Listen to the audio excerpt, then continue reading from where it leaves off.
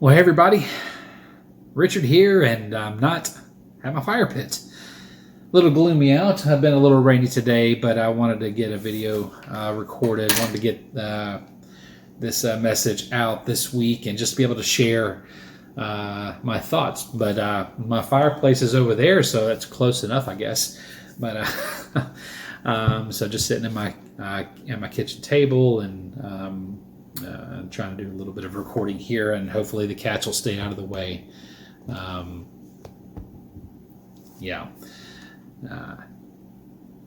They can be a pain.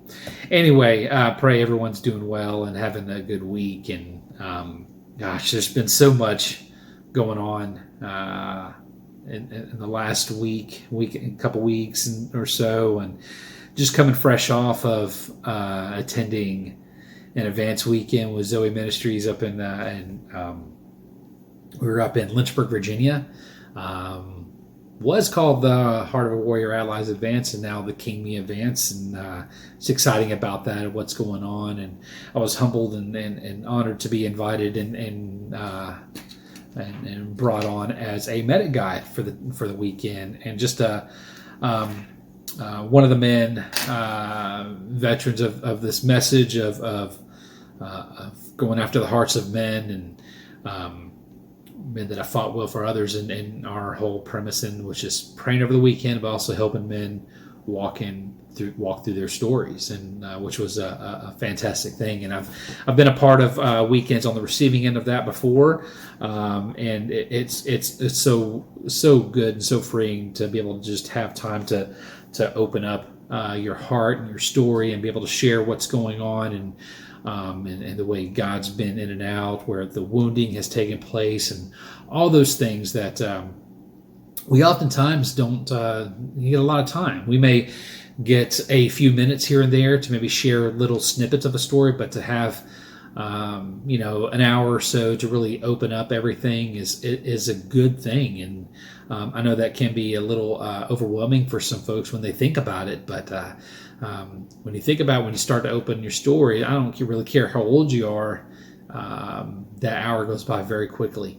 And before you know it, you realize, oh, there's so many other things I could have covered. And I know that's certainly how I felt when I went through it. And just a wonderful thing. And I love being connected with Zoe as an ally, and the friendships I've developed with the men that are part of that mission, that ministry. And it's been so good for my heart these last few years, and I'm so thankful for that. And it's interesting, and I've shared this a little bit here and there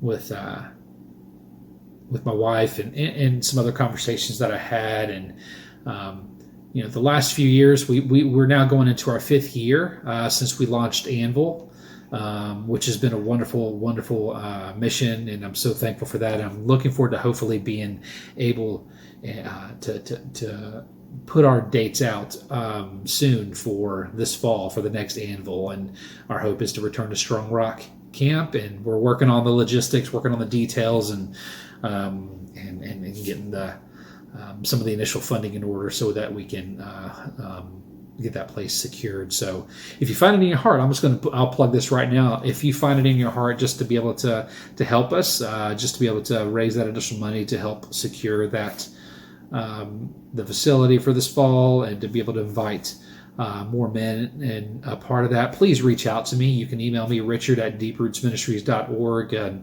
or you can go to the website, find our partner page, and you can easily donate right there on the website, or mail us a check. The mailing address is right there on the website as well. But that's it. That's all the plugging I'm going to do for that right now. You'll definitely hear more from me in the future as we get ready to get that nailed down and begin to press for getting men invited to that weekend. But going back to the King Me Advance this week, like I said, there's been so many good things that have happened with being able to pour into the hearts of men the last few years, teaching and guiding men at Anvil in this message of the heart, and really unpacking who we are as men, who God meant us to be, and what it looks like to begin to step into a more deeper and intimate walk with Jesus as we become and learn the type of men that we were meant to be.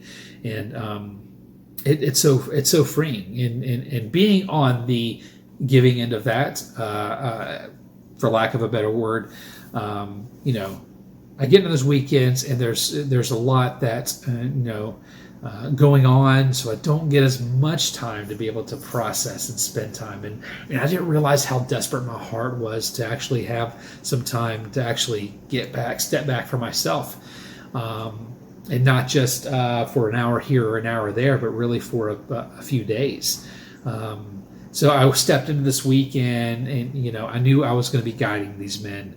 And thankfully, men from my foxhole that I love dearly, and have been able to kind of walk with them and helping them unpack their stories some. And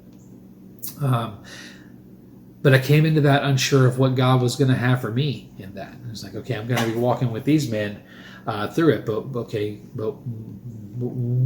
is there more? Is there more? Is God going to be opening more up for me? And so I came with zero expectation, but just total curiosity of what was going to happen. And it was so cool. It was like, and Amber and I talked, and she even said early on that she believed there was something that God was going to be opening, something just for myself, some kind of package, some kind of gift that He was going to bestow for me. And in my heart. And it was cool. It was like the first full day we had that Friday. We were going into free time, and I volunteered to help the men to help get some firewood for our bonfire that night, and so the men could hang around and enjoy some smokes and some cigars, and just enjoy some fellowship into the evening after we were done with everything. So several of the guys went out fishing and did other things, and I could just sense God saying, no, just labor with me for a little bit. Let's sweat a little bit. And so I grabbed my truck and found the woodshed at the camp we were at, and loaded up and brought the wood up to the spaces where we were going to do the fire. And this was the cool thing. It was actually so good. It was kind of, it was good just to kind of labor on my own, and it still felt like free time. It was something good to do, and I could feel just God kind of in that. And then through the process, I finished stacking. I drove my truck, went to park my truck again, and then I went for a walk. While there was still plenty of time on free time, so enjoyed a cigar and decided to walk back down to where I had been stacking wood. And right next to where I had stacked and it was not there before was this antler, this deer shed. It wasn't a very big. It was just a little. It had 2 points on it, but it was a cool gift. It was right there in that space where I was working, but the way it was sitting, it was so obvious, but I did not see it at all when I was there doing it, and I could sense this feeling from God, like, yes, son, I'm here for you as well. I'm here for your heart. You're not lost on me at all. And it was just such a cool thing to just kind of feel God just opening that up and reminding me just how much there is still more, that there's always more that He has for us. And if we can just stop for a moment and be willing to receive that and listen to that and listen for what He wants to say and do in that, it's so good. I was just remember sitting there, and then I went back and this was actually the cool thing. And I look back and I remember I'm looking at my journal I got in front of me, and then I was writing it. And I remember actually a couple days before I left for the weekend, we were actually talking. I was watching something on TV, and I remember seeing it was the video of a deer actually dropping an antler. Pretty big one. I didn't find one that big, but I just remember thinking, gosh, I wish I would love to find one of those. I've never found one in my life. And so it was almost this kind of God kind of speaking into that a little bit, and just bringing a little joy through something so simple. And I think that's the cool part about it. It was so simple, yet He was just really speaking into that. And, you know, gosh, you know, there's so much, and I know there's been so many, you know, kind of negative thoughts that try to come, and I know Satan's always wanting to rob our joy from encountering God, not just at a weekend like this, but in our day-to-day lives. And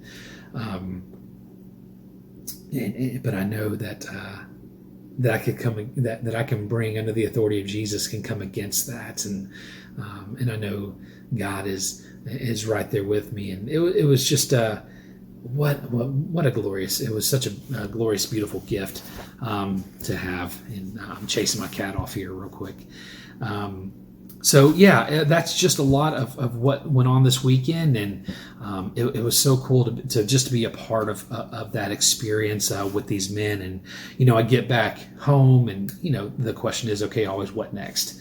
You know, and God really, I think, is really beginning to light a fire in me, and I can just sense this feeling of now, you know, it's time to really begin to move forward again. We've gone through all the BS of COVID and all that, and you know, and so several people are still dealing with that, but it's time to really move forward with it in this mission and in life, and really fight for the hearts of others, and that's my heart, and that's my mission, and that's what I'm going to continue to do in this through the Anvil weekend and more. There's just so many things that I'm downloading and processing right now, and I'll continue to share more in that as we go forward in the coming weeks and so forth, and then as we get ready to plan Anvil. So that's, you know, that's really, I just wanted to take a few minutes. I don't have a whole heck of a lot of time this week, but I really just wanted to share my heart in that.